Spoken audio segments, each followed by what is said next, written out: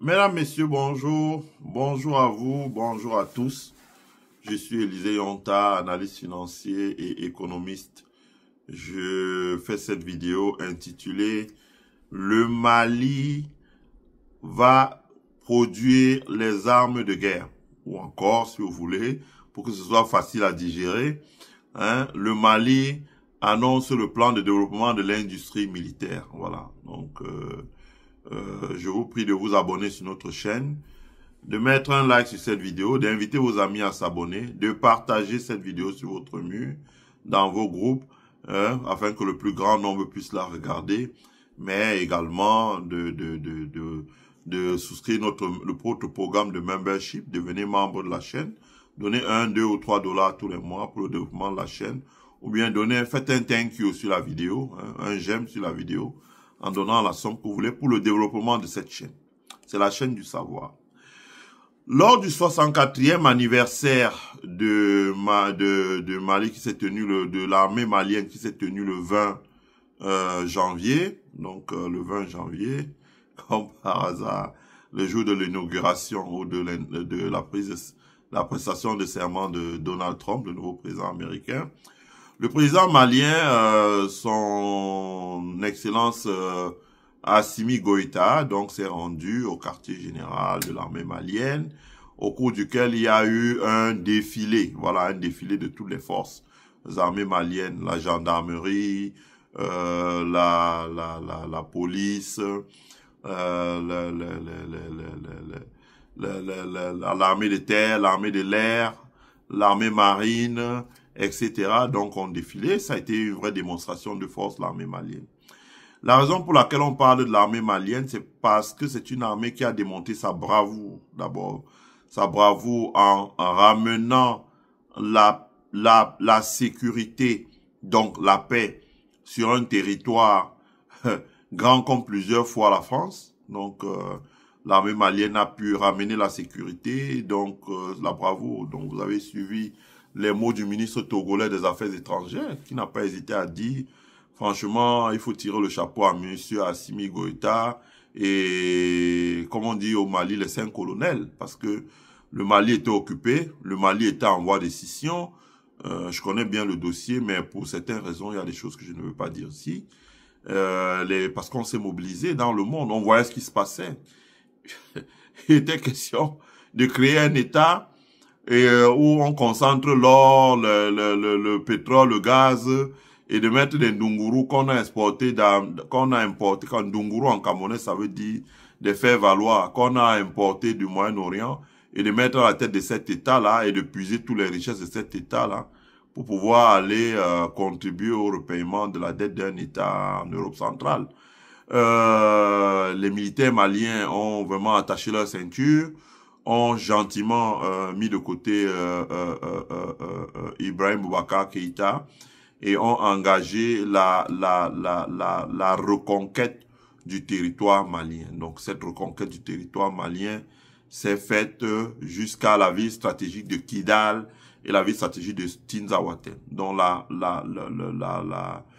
sécurité sur le Mali est, comme au Mali, comme on dit, est sous contrôle. Donc ça c'est important. Donc suite cette bravoure-là. La deuxième, donc d'abord la reconquête de son territoire. Et au passage, beaucoup de jeunes Maliens dans la force de l'âge, 20 ans, 17 ans, 25 ans ou plus, ont perdu leur vie. Donc ont sacrifié leur vie. Pas perdu, sacrifié leur vie. Parce que perdu, oui, ils sont décédés, mais ils ont sacrifié leur vie. Leur famille a sacrifié des enfants. Ici aux États-Unis, il y a le concept de Golden Father et de Golden Mother.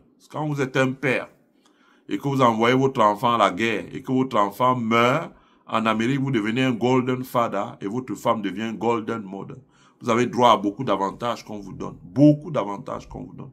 Parce que vous avez créé votre progéniture, vous l'avez élevé jusqu'à 20 ans. Et il allait mourir pour les intérêts du pays. Donc, c'est pour ça que vous m'aviez vu à l'époque critiquer un peu, tout en le respectant, Choguel Maïga, pour lui dire qu'il ne fallait pas qu'il succombe au discours que les gens veulent, que certains médias étrangers disent, oh voilà, il faut les élections, la jeune, c'est pas de ça qu'il s'agit. Parce que souvent, ce lavage de cerveau là, ça bourre la tête des gens, c'est pas de ça qu'il s'agit. Le pays sort de 15 années de guerre. Plus de 15 années de guerre. Je vous ai dit que j'étais le correspondant du général Amadi Toumani Touré. La fondation de l'enfance, le représentant en France, c'était moi. J'ai fait beaucoup de choses. Bénévolement, pour lui. Mais on était dans la force de l'âge, dans la vingtaine, on avait beaucoup d'énergie. Donc, en plus, c'était seulement pour canaliser l'énergie parce que bon, quand vous dormez 4 heures par jour et que vous avez toujours l'énergie sur vous, ben, il faut canaliser cette énergie-là en travaillant. Donc, on a travaillé pour le général Amadi Toumani Touré avec tout ce qu'il y a eu. Moi, j'ai vu des enfants maliens gravement blessés. Ça me fait mal. C'est moi qui allais les assister. Où ils étaient, on les avait évacués en France, on les a opérés et on les faisait subir des soins pour qu'ils retrouvent la motricité. C'est dur, hein. Je dis bien des Maliens. Ouais. Et c'est la fondation de l'enfance. Donc, le Premier ministre Choguel a tous les moyens de connaître de cela en se rapprochant de la fondation de l'enfance. Donc, je présume donc que avec une guerre qui a été de l'intensité et la violence qu'on connaît, les morts, les blessés, c'est beaucoup. Donc, il faut d'abord se calmer un peu, prendre le temps de faire que la guerre finisse, de penser les blessures des mamans, des papas qui ont perdu leurs enfants à la guerre, de penser leurs blessures. Il y a beaucoup de programmes. Il peut se rapprocher des Américains. Ils ont beaucoup de programmes ici. Moi, j'étais à l'armée, j'ai vu beaucoup de programmes ici. Il y a des choses qu'on ne peut pas dire. Mais de voir ces programmes-là, d'essuyer les larmes et de prendre des dispositions pour que, voilà, les enfants, les gens qui sont morts deviennent des pupilles de la nation. Bref, il y a tout un type de programme dans les grandes nations quand l'État, le pays va en guerre. Il y a la casse humaine, il y a des moyens de réparer ça derrière. Donc, il faut d'abord faire ce travail avant de dire la paix. Parce que sinon, vous allez faire des élections, les gens qui... les gens qui ont ramené la paix peuvent aussi ramener l'insécurité dans le pays. Ceux qui ont ramené la sécurité peuvent aussi ramener l'insécurité. Vous ne pouvez pas être ingrat comme ça, parce que bon, il faut faire des élections tout de suite. Les gens veulent avoir les postes, avoir les voitures de fonction, etc. Non, non, non, pas comme ça. Donc l'armée malienne a eu sa bravoure. La deuxième bravoure de l'armée malienne, c'est quand la CEDEAO a décidé de prendre des sanctions les plus stupides. On a vu des présidents que nous respections, et que nous respectons toujours d'ailleurs, sortis pour dire qu'il faut qu'on utilise la force militaire, pas pour, parce que si vous allez bombarder le Niger, là, c'est pas des militaires nigériens que vous tuez, c'est des civils nigériens qui vont mourir. On se demande quelle est la conception que certaines personnes pouvaient avoir pour la vie humaine. Comme on dit Black Lives Matter, je dirais African Lives Matter, Nigerian Lives Matter. Vous n'avez pas à venir avec les hélicoptères pour bombarder les peaux. Et on savait tous que c'était pour des questions d'énergie. Ça n'avait rien à voir avec les trucs. Donc là aussi, l'armée malienne est sortie, sa bravoure. Je partage toujours. Parce que c'est une vidéo que j'ai enregistrée. Et je la partage, je la repartage toujours sur ma page. Je la partage, je la repartage. Au moins, on peut la partager 3, 4 à 5 fois. Où Assimi Goïta avait fait venir les véhicules blindés, les conteneurs contenant les armes et les munitions pour aller prêter main forte au Niger. Le Burkina Faso l'a aussi fait. Donc là aussi, le Mali a démontré vraiment... C'est-à-dire que c'est les gestes qui comptent. Vous comprenez? Quand vous évaluez quelqu'un. Je pense que c'est avec cet acte-là que Assimi Goïta a gagné beaucoup de galons en Afrique. Qu'il ne peut même pas lui-même imaginer, lui et ses amis colonels-là, les Sadio Kamara, les Ismaël Ouagé, tous ces gens-là. Qu'il ne peut pas imaginer. Quand vous asseyez ici, là, quand les gens veulent manger un Malien, là, mais vraiment, je me rappelle, je vais vous raconter une anecdote. C'est vrai que ça va allonger la vidéo, mais ça vaut la peine d'être raconté. J'allais au magasin JC Penney. Je suis allé acheter les pantalons. Et j'achète les pantalons, j'ai vu une couette. J'ai dit à la dame, il faut baisser le prix. La directrice du magasin m'a dit, ah ouais, non, c'est dans 30 jours qu'il y aura les soldes. Si vous voulez, vous pouvez revenir dans 30 jours alors pour acheter. Bon, j'ai regardé, j'ai dit, bon, si elle veut qu'on revienne dans 30 jours. Et au moment où j'arrive à la caisse, je vois c'est une Africaine. Et l'accent qu'elle parle, je demande, where are you from? Elle me dit, I'm from Mali. Mali? which Mali? Et c'était même justement au moment où l'armée malienne s'est déplacée au Niger, là. Il dit, which Mali? Elle dit, the same Mali that you know, Bamako, Tombouctou, Gao. Je dis, really? Elle dit, yes. Je dis, oh, okay. Then I'll buy. Je suis retourné prendre un article, donc, qui valait $300. Et j'ai payé. J'ai dit à la dame, non, je paye parce que j'ai vu la dame si. Elle est du Mali. Le Mali, c'est un pays des gens braves qu'on respecte en Afrique. Elle était vraiment aux anges. Sa patronne l'a regardé, quoi, avec des gros yeux. Ouais. Et donc, j'ai acheté. Parce que la bravoure, ce que nos frères maliens ont fait, c'est ce qu'on attend des gens. La solidarité, l'entraide, être ensemble, la fusion des énergies pour se protéger les uns les autres. Hein? Ça veut dire que les Maliens savaient bien qu'en se déportant 2-3 000 hommes pour aller se battre au Niger, il y avait le risque qu'ils perdent 500 hommes, qu'ils perdent 100 hommes, qu'ils perdent 200, 300, 250, etc. Mais ils n'ont pas hésité, n'est-ce pas, à déplacer leurs hommes et du matériel pour aller défendre les frères du Niger. Bon, ça a rapidement dissuadé donc les pays d'en face qui ont compris que ce serait pas une mince affaire parce que ils risquent de perdre beaucoup d'hommes là-bas. Et comme je l'avais dit, s'ils perdaient 10, 20, 30, 100 hommes au Nigeria, l'armée aurait déposé Tinubu et au Bénin, en Côte d'Ivoire, ça aurait été pareil. Je sais de quoi je parle. Je ne vais pas aller dans tous les détails. Mais ça a permis de ramener tout le calme de part et d'autre. Tout le monde s'est calmé et le président du Niger, le général Abdourahmane Tiani, a profité de la création, du lancement de l'AES pour remercier d'abord Assimi Goïta et puis Ibrahim Traoré. Et ce n'est pas un hasard si quand ils ont créé l'AES, ils ont laissé Assimi Goïta être le président parce que son armée a démontré vraiment un acte de générosité. Et c'est pour ça que l'AES, même dans les organisations multilatérales dans le monde, a été pris au sérieux. Voilà. C'est ça la solidarité. Et ça, la CEDEAO a perdu beaucoup de crédit. Quand on dit, vous êtes un organe communautaire, vous dites, je vais aller bombarder mon frère qui est dans l'organe communautaire. Et un autre dit, non, je vais aller soutenir mon frère. Attendez, vous êtes deux organes superposés. Qui est-ce que vous prenez au sérieux? Vous prenez l'AES au sérieux. Hein? Et c'est pour ça que ce n'est pas un hasard que vous voyez derrière le Tchad se rapprocher de l'AES. Vous voyez le Ghana qui a nommé, on va faire un direct dessus, un émissaire spécial. Donc, qui va faire la navette, rencontrer les premiers ministres, les chefs d'État, pour essayer de recoller les relations rapidement entre le Ghana et les pays de la Confédération d'États du Sahel. Donc ça, c'est important. C'est tout au crédit de l'armée malienne. Donc, l'armée malienne s'est reconstruite, on l'a vu, en augmentant ce qu'on appelle ici ses capacités militaires. Capability. En anglais, on dit military capability. Military capability. Voilà. Parce que vous avez deux moyens d'assurer la sécurité dans un pays. Vous avez le premier moyen, c'est le moyen réaliste. Ça veut dire faire la guerre. Donc, faire la guerre. Hein. Comme ça, la personne sait que pourquoi ça dissuade? Parce que la personne sait que si j'attaque le Mali, le Niger, le Burkina vont se mettre ensemble et les dégâts seront considérables. Par exemple, dans un pays, si vous allez chercher la guerre et qu'il y a 5000 soldats qui vont tuer au front, les militaires vont faire un coup d'État pour vous déposer. Ça, c'est logique. On a vu ça partout au monde, pas seulement, même en Amérique latine ici. Les militaires vous déposent. Donc, ça vous dissuade. Ça vous dissuade parce que vous calculez. Et vous sortez de là affaibli.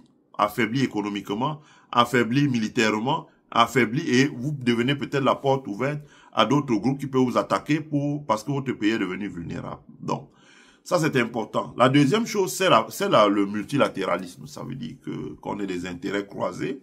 À partir de ce moment, quand il y a la guerre, personne n'a intérêt à ce que, voilà, les intérêts, voilà, que les intérêts, que les parts de chacun se cassent. Par exemple, l'Amérique n'a pas fait la guerre à la Russie, elle a fait la guerre à l'Ukraine. Parce que quoi que vous disiez, elle a des intérêts toujours en Russie et les Russes ont toujours des intérêts ici. Quand Donald Trump dit que je risque de mettre encore des sanctions, je ne vous dis pas ce qu'il y a derrière.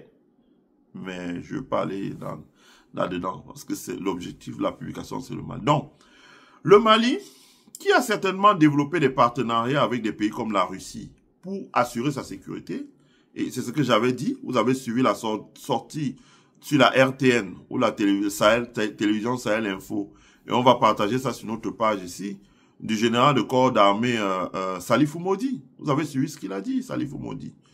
Hein, il a dit, voilà, nous sommes un pays qui avons toutes les sources d'énergie. Nous avons l'eau, nous avons le soleil, nous avons le pétrole, nous avons le gaz, nous avons l'uranium. Nous avons toutes les sources majeures d'énergie dans le monde. Voilà. Nous avons toutes les sources d'énergie majeures dans le monde. Et le général Salifou Modi a dit, quand on a tout ça là, si on n'a pas une armée vraiment efficace pour protéger le pays, mais on est à la merci de tout le monde. Tout le monde peut nous marcher dessus. Et c'est ce qui s'est passé avec le Niger, même avec le Mali, même avec le Burkina Faso. Je n'ai pas encore fait un direct pour vous montrer les cartes de l'American Geoscience Academy.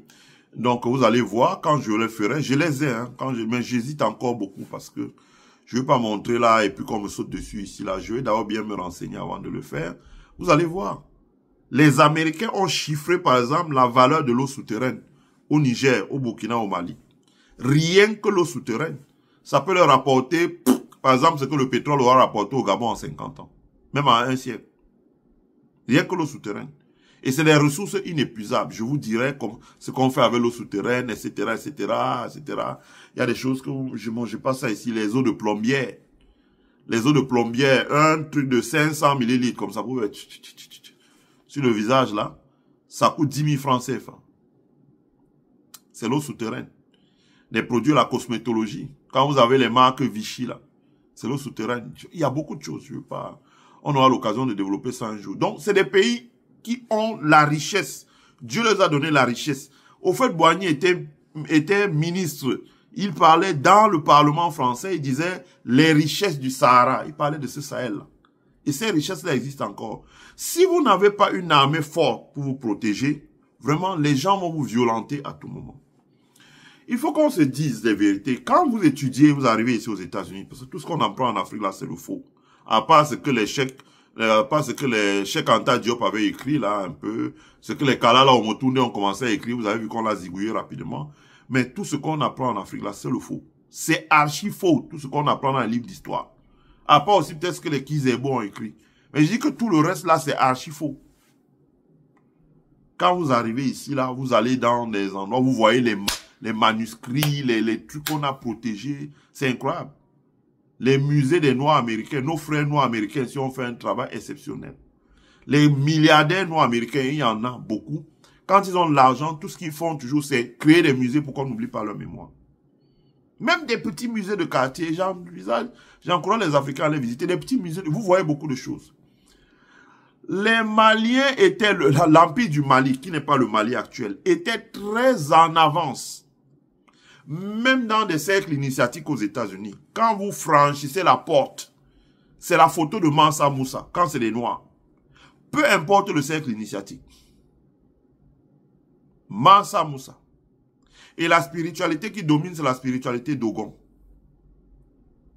Parce que déjà à l'époque, l'empire du Mali rayonnait sur le monde. La capitale de l'empire du Mali était au monde, à l'univers, ce que Wall Street aujourd'hui en Amérique est au monde.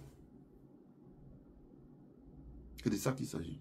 Mais qu'est-ce qui a fait la différence? Vous voyez bien, l'empire du Mali avait 400 villes répertoriées. Il y a des cartes où vous voyez les villes. On dit ville. On ne dit pas village, on dit ville. Ville, avec des architectes, des urbanistes, 400 villes. Ça, c'est bon. La conséquence de la colonisation française, c'est qu'elle a effacé tout ça, mais il y a encore des archives ici. 400 villes. L'empire du Mali, je dis bien, qui n'est pas le Mali d'aujourd'hui. 400 villes. J'ai déjà partagé ça. Si vous allez sur ma page, Élisée Yonta, vous débrouillez bien là, vous fouillez, vous grattez, vous allez trouver une partie de ces matériaux-là que j'avais partagé à l'occasion d'une polémique là sur la toile. Je voulais que les gens arrêtent de dire n'importe quoi, surtout que tous, dans les deux camps, racontaient des bêtises. Et donc, j'ai partagé certaines cartes pour qu'ils puissent voir. Qu'est-ce qui fait donc que l'empire du Mali, même l'Égypte de Pharaon, soit tombé? C'est parce qu'il n'y avait pas, quand vous arrivez ici aux États-Unis, vous demandez, vous lisez les travaux de recherche, il n'y avait pas de doctrine militaire. C'était une civilisation humaniste. On pensait qu'avec l'humanisme, ça veut dire que Voilà, la morale, les religions, la peinture, le dessin, la forge, l'économie, la monnaie, l'or, les bijoux, etc., etc.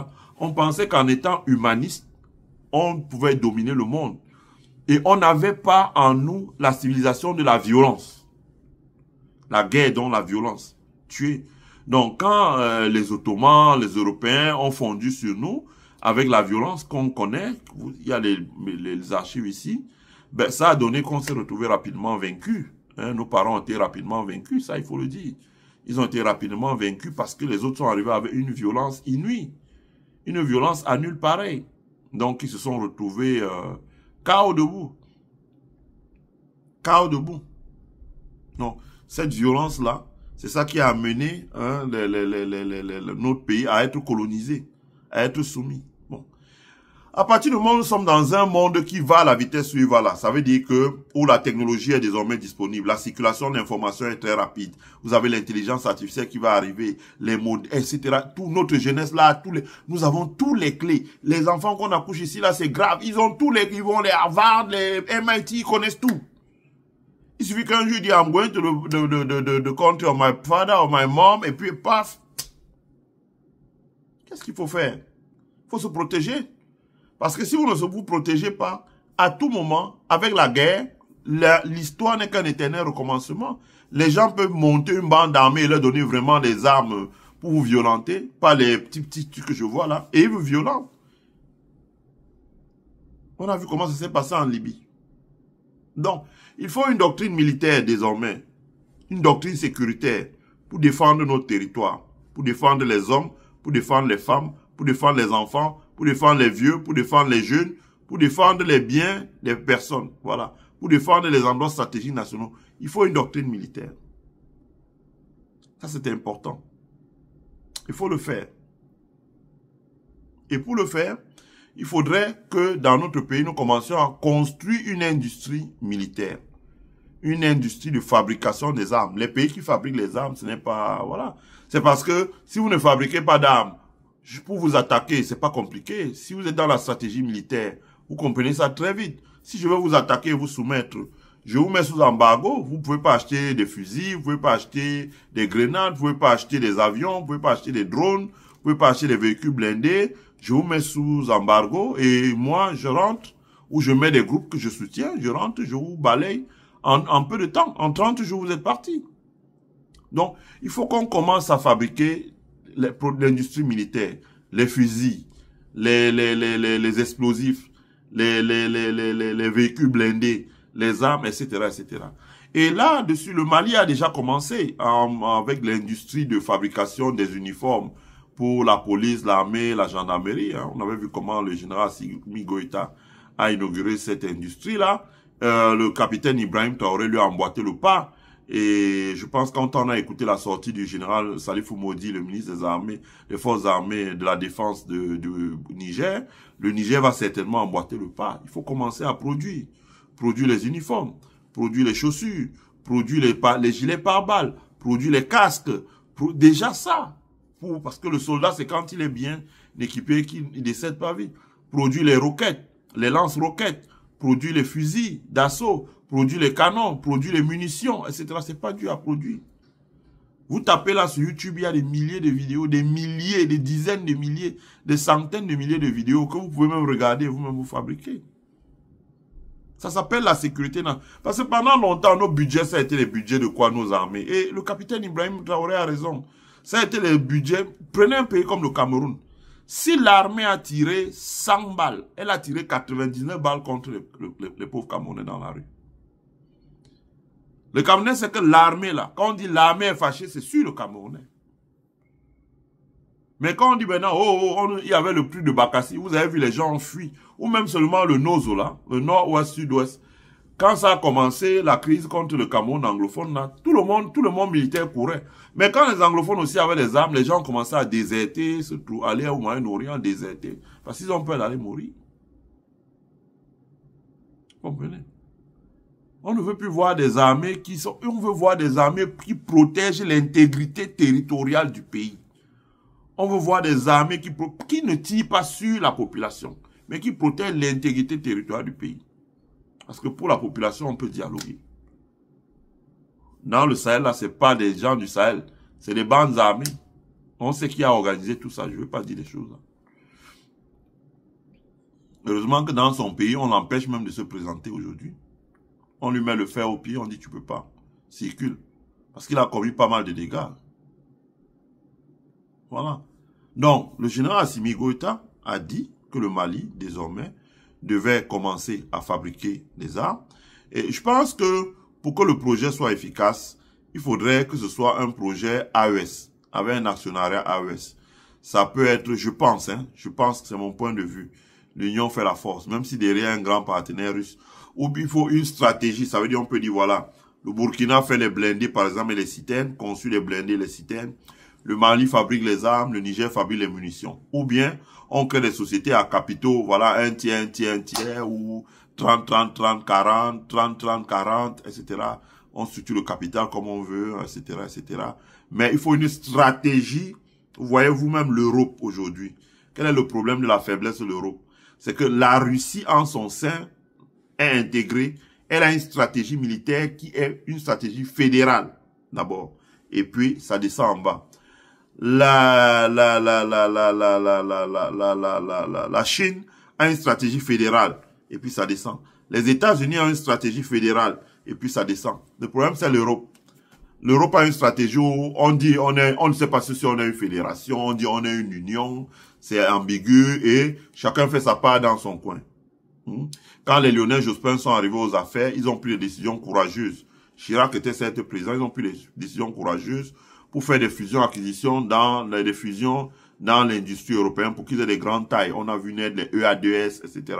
Je me rappelle, j'étais en France, je terminais mes études. On a vu les EADS arriver, etc. Mais cette stratégie n'a pas été poursuivie et l'industrie européenne, militaire européenne, tire la langue aujourd'hui. L'Europe dit, voilà, elle va acheter des armes aux États-Unis. C'est parce qu'il n'y a pas une stratégie d'ensemble. Une stratégie où ce serait le Mali tout seul, isolé dans son coin, ça va pas marcher, mon général Assimi Goïta, avec tout le respect. Je n'ai peut-être pas fait les campagnes militaires comme vous, mais je suis lié à une grande armée dans le monde, qui est celle du pays où je vis. Vous ne pouvez pas, il faut une stratégie fédérale, confédérée, si vous voulez. Vous êtes désormais une confédération des États, il faut avoir une stratégie confédérée, voilà. Ça permet d'aller vite, parce que le montant de capitaux que vous mettez sur la table, par exemple, si le Mali dit, bon, nous allons consacrer 50 milliards par an à la création d'une unité, par exemple, tous les 2 ans, d'une unité de production. Si le Mali met 50, le Burkina met 50, le Niger met 50 et qu'ils travaillent ensemble, ça fait 150 milliards. Vous savez, vous mettez ça sur une décennie, ça fait 1500 milliards. En 10 ans, vous avez toutes les industries qu'il faut pour produire. Des hélicoptères de combat, tout.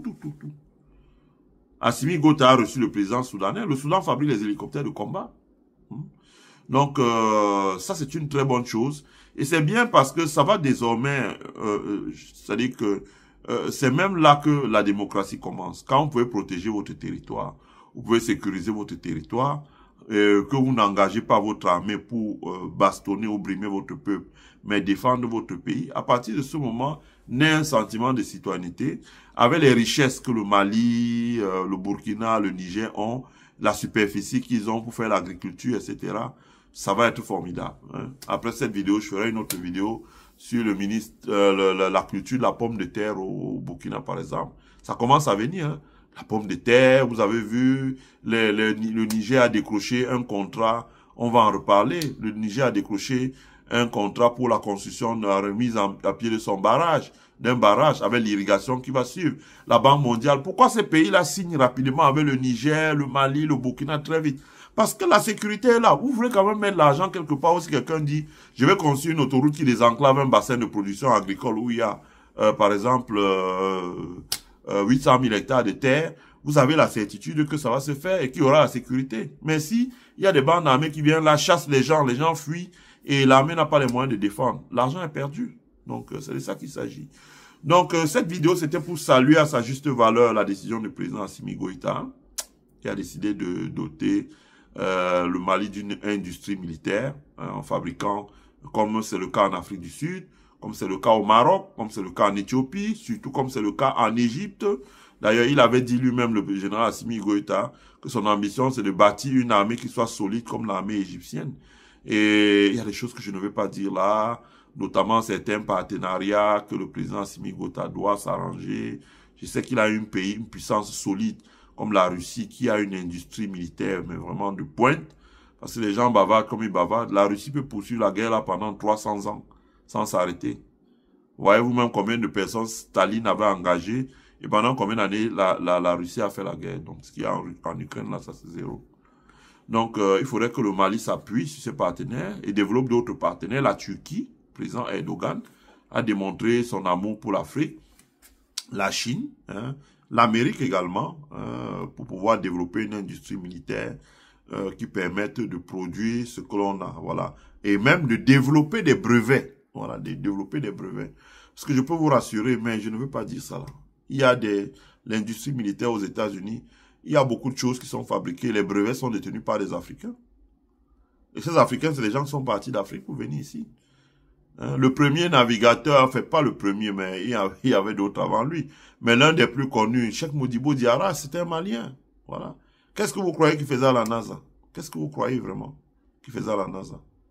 C'était un Malien. Donc, on espère que ça ira pour le mieux. On croise les doigts et on prie Dieu que ça aille pour le mieux. Je vous remercie. Tous ceux qui ont suivi notre vidéo, partagez la vidéo, abonnez-vous sur notre chaîne hein, et partagez la vidéo sur votre page. Invitez vos amis à s'abonner. Mettez-nous un thank you ou bien souscrivez au membership pour le développement de votre chaîne parce qu'on a vraiment beaucoup de choses à vous montrer, franchement. Beaucoup de choses à vous montrer. Il est temps que, c'est l'heure du continent africain. Il est temps qu'on se réveille et beaucoup de choses vont se passer sur cette chaîne.